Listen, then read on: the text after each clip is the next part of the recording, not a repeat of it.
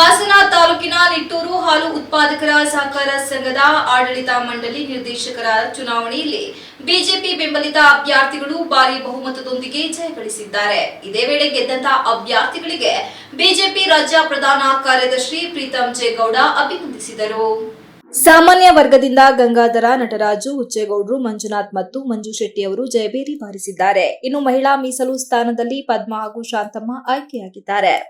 ಪರಿಶಿಷ್ಟ ಜಾತಿ ವರ್ಗದಿಂದ ಮಲ್ಲೇಶ್, ಪ್ರವರ್ಗ ಎ ಇಂದ ಪರಮೇಶಪ್ಪ, ಪ್ರವರ್ಗ ಬಿ ಇಂದ ಲಿಂಗರಾಜು ಅವರು ಗೆಲುವು ಸಾಧಿಸಿದ್ದಾರೆ. ಈ ಚುನಾವಣೆಯಲ್ಲಿ ಬಿಜೆಪಿ ಬೆಂಬಲಿತ ಅಭ್ಯರ್ಥಿಗಳು ಎಲ್ಲಾ ವರ್ಗದಲ್ಲಿಯೂ ಸ್ಪಷ್ಟ ಮುನ್ನಡೆ ಸಾಧಿಸಿ ಆಡಳಿತ ಮಂಡಳಿಯಲ್ಲಿ ಬಹುಮತ ಪಡೆದಿದ್ದಾರೆ.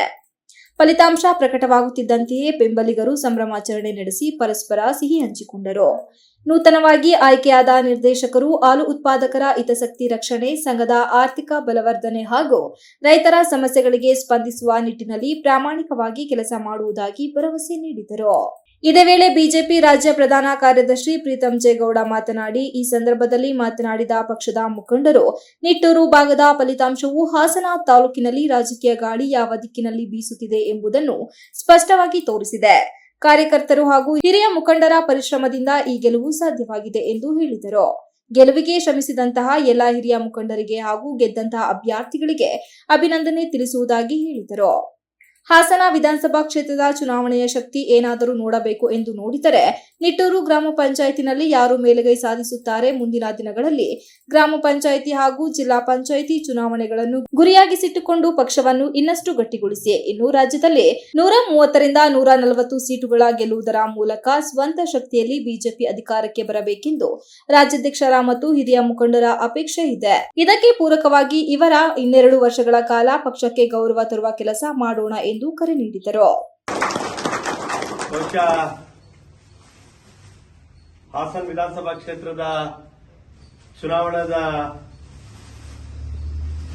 ಶಕ್ತಿ ಏನಾದ್ರೂ ನೋಡ್ಬೇಕು ಅಂತ ಹೇಳಿದ್ರೆ ನಿಟ್ಟೂರು ಪಂಚಾಯತಿಲಿ ಯಾರು ಮೇಲ್ಗೈ ಸಾಧಿಸ್ತಾರೆ ಅವರು ಇಡೀ ಹಾಸನ ವಿಧಾನಸಭಾ ಕ್ಷೇತ್ರದ ಶಕ್ತಿಯನ್ನು ಹೊಂದ್ತಾರೆ ಅಂತ ಹೇಳಿ ಹಿಂದಿನಿಂದ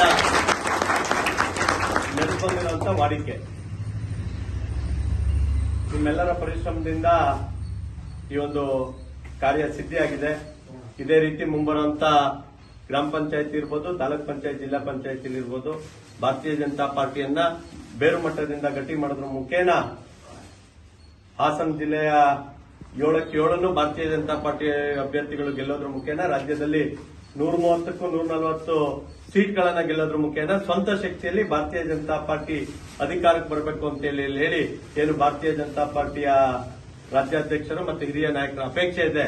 ಅದರಂತೆ ನಾವೆಲ್ಲರೂ ಕೂಡ ಮುಂದಿನ 2 ವರ್ಷಗಳ ಕಾಲ ಕೆಲಸವನ್ನು ಮಾಡೋಣ. ಆ ಮೂಲಕ ನಮ್ಮ ಪಕ್ಷಕ್ಕೆ ಗೌರವ ತಂದುಕೊಡೋ ರೀತಿಯಲ್ಲಿ ಕೆಲಸವನ್ನು ಮಾಡೋಣ ಅಂತ ಹೇಳಿ ಹೇಳ್ತಾ ಬಂದಿರುವಂತ ಎಲ್ಲರಿಗೂ ಮತ್ತೊಮ್ಮೆ ನಾನು ಧನ್ಯವಾದಗಳನ್ನು ತಿಳಿಸ್ತಾ ಗೆದ್ದಿರುವಂತಹ ಅಭ್ಯರ್ಥಿಗಳಿಗೆ ತಾಯಿ ಹಾಸನ ಇನ್ನೂ ಹೆಚ್ಚು ರಾಜಕೀಯ ಶಕ್ತಿಯನ್ನ ಕೊಟ್ಟು ಪಕ್ಷ ಸಂಘಟನೆಯಲ್ಲಿ ತೊಡಗಿಸಿಕೊಳ್ಳಿ ಅಂತ ಹೇಳಿ ಪ್ರಾರ್ಥನೆಯನ್ನು ಮಾಡ್ತೀನಿ. ಎಲ್ಲರಿಗೂ ನಮಸ್ಕಾರ.